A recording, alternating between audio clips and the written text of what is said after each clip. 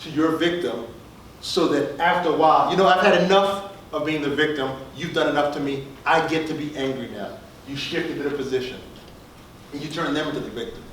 Ultimately, you're still in dance, still in a drama dance. We're not growing, we're not solving problems, we're not in alignment. This is out of integrity, this is out of alignment. Persecutor, critical, controlling, blaming, oppressive, angry authoritarian, enforcing rules, superior, keeps victims oppressed through threats and bullying. Persecutor role usually presents when the building resentment at the rescuing, being unappreciated, or finding victimhood to be oppressive. So you get tired of being one down, and you get the righteous indignation, you get angry, you get sick and tired of being sick and tired, and you get angry, and you become the persecutor. Somebody got to be down there. You know, and that's when you don't believe you can create. This is a scarcity mindset. This is not the abundance mindset.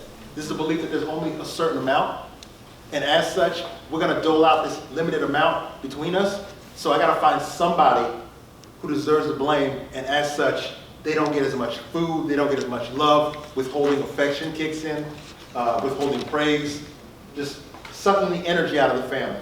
Now, there is a trap. There's a trap where, as we're going through this, the mind is going to be like, oh, that's bad. Oh, that's worse. Oh, that's bad. Oh, that's worse. Oh, I'm not that. I'm that. Oh, maybe I was that, and that's bad.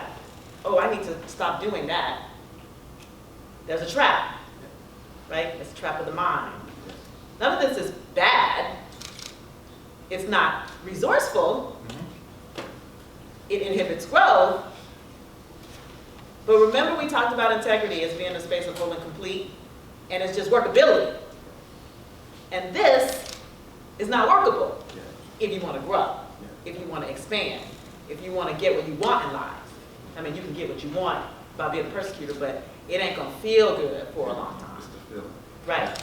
And you want to find yourself in this, right?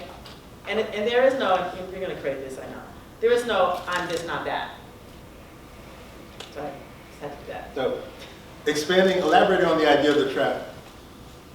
If you knew you were about to, if you were ego and you were about to die, you were about to get extra clever. The magical trick that ego plays is, while we're talking about non-judgmental, not doing these things, we go meta, we pop out of here, and we judge ourselves for judging ourselves. Okay? Oh, man, I be doing that. I really need to stop doing that. I need to be a better person. So you persecute yourself for persecuting yourself. That's fractal. Now, these dynamics often will, where projection comes into play is when we take what's inside of us and we project the story onto people outside of us, and we invite them to play these roles. When we drop into victim, we become a persecutor magnet. Someone is going to come along and decide they're going to be the rescuer. This is codependency, to use another term, in case, let's get rid of the subtlety. This is codependency. This is the dance. Okay? Someone comes up, they basically soothe the victim. The rescuer, here's the thing, the rescuer, it's not about the victim coming up. It's not about developing autonomy. It's not about necessarily a healthy nurturing. Again, the rescuer is trapped in their own drama triangle, and the rescuer needs to feel important. Classical enabling behavior maintains the victim status. They ain't trying to teach a man to fish. They coming through with delicious fish, but you try to follow them to where the fish is at. And they're like, but you're not grateful? You're ungrateful? You're ungrateful? Now, the rescuer also develops sometimes a toxic nurturing dynamic. Look at all this good food I made for you. You not gonna eat it? You know I'm on a diet, mama. I made your favorite. These are the classic patterns where, again, these are different forms of, and I'm gonna use the word self-absorption, because I want to move away from self-absorption, the trap of it being bad. I want awareness. When you're in pain, you're focused on the pain, you're absorbed in that. You're not going to be paying attention to the fact that someone else has a bouquet of flowers, you're like, sure, flowers smell good when I'm not on fire. Okay? So, relevance and valence. Okay? So, the rescuer again, the main motivation is to avoid confronting their own issues and problems. And as such, they find someone in the one down and they nurture you, but guess what? They're not jumping across the threshold. They're staying around in the place where there are a bunch of people afraid to leave. This is ego. Okay? So, at the beginning, I said that ego cannot exist with awareness. Y'all are not aware, y'all are now aware of this, and as such, you're in a position to choose over and over to allow your ego to die. Okay? Any questions? Yes, ma'am. I would guess it's possible to, like you said, it rotates in time. So let's say somebody could feel like a victim at work, Yep. and then go home and become like a person. Or even in the same breath. Yeah. You'll be at work and you'll feel like the victim and you'll sit there and then, they call it uproar, where you feel it filling up and then that person suddenly gives you permission to be angry, which is not your, I'd say being out of character. Yeah. What else? I feel there's something else. Am I imagining?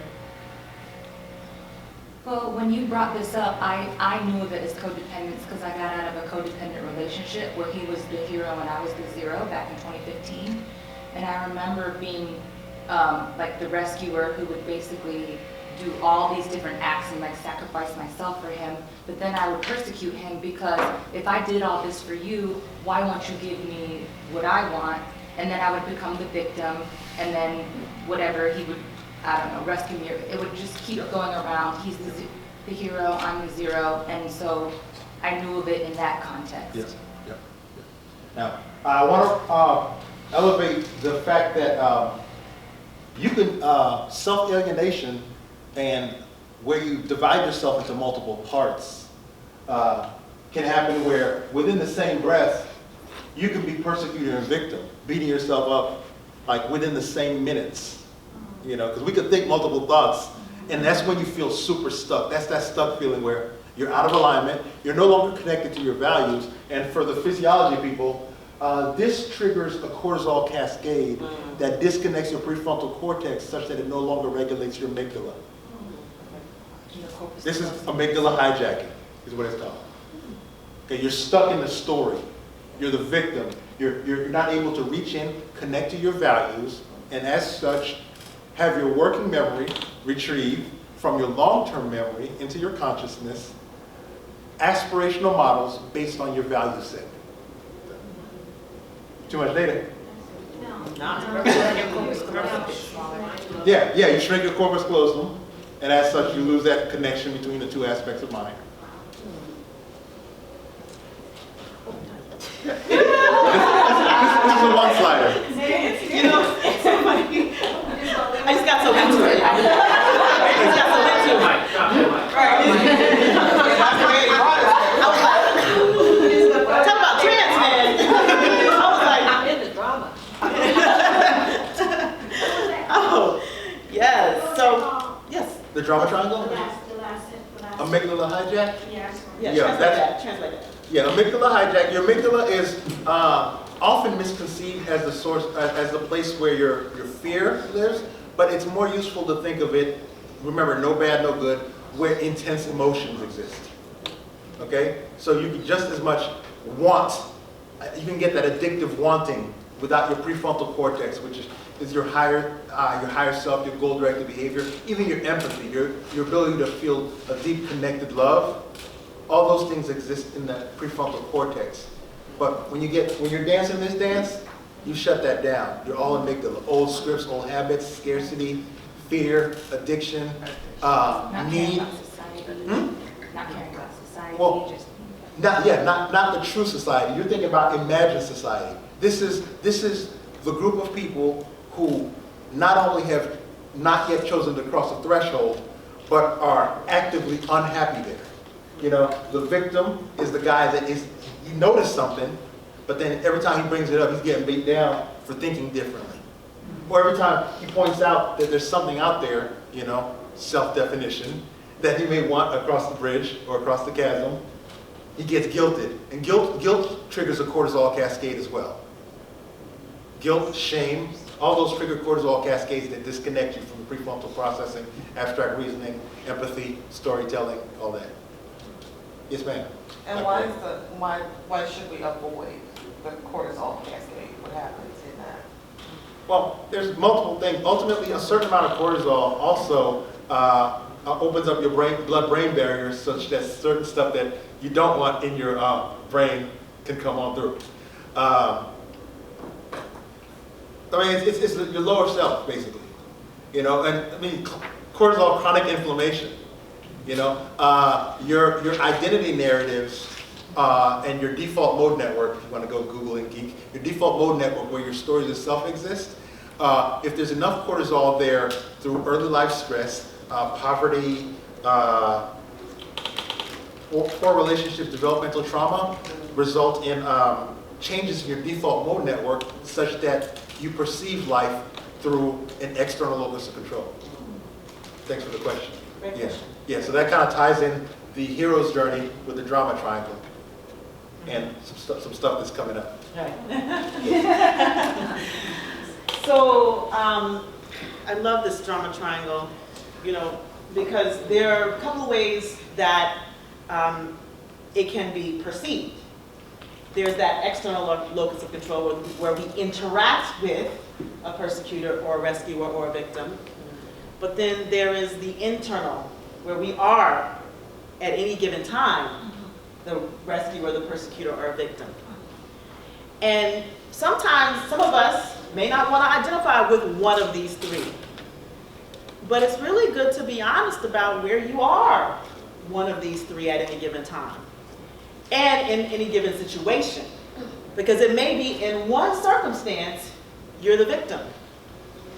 In another circumstance, you're the persecutor. In another, you are the rescuer. And it could be that you are all of these directing this to yourself or to someone else. So it's important that you really get honest about where you play these roles. Because where you get honest, there's the opportunity for transformation. But if you continue to want to deny or be afraid of stepping into the role or acknowledging the role, like being conscious about the role, like bringing it out in the open for yourself, then you somewhat kill the possibility of the opportunity to transform that. Make sense? So we're going deeper. All right? So where do you find the question to sort of contemplate is, where do you find yourself in various areas of life? Where do you find yourself as a persecutor in various areas of life? Where do you find yourself as a victim in various areas of life? Remembering that it's not good nor bad, it's not right nor wrong. It's just what is. It's just how you compensate in the moment. Right? I just want to put one thing that's important. This flew by me for years, if not decades. If you're stuck in the victim long enough, it's not like, oh, I was in here for minutes, seconds. You can spend weeks to months in victim mode. That's depression. That's when you're state bound like that, you have that chronic cortisol. That's that guilt narrative that we get into depression, sense of learned helplessness, all that. That's that. Oh, by the way, you're not going to fix this about yourself. Yeah. human This is condition. like, you know, you're not going to suddenly be like, I'm out of the drama triangle for good. No, Human condition. ma'ams. See, what happens is that life happens, and you'll find yourself, because you're conditioned, because you know we are how old we are, and we didn't get this way overnight, so we're not going to be you know, we're not going to like suddenly, we're awake, right? But we're not going to suddenly just step outside of the drama triangle.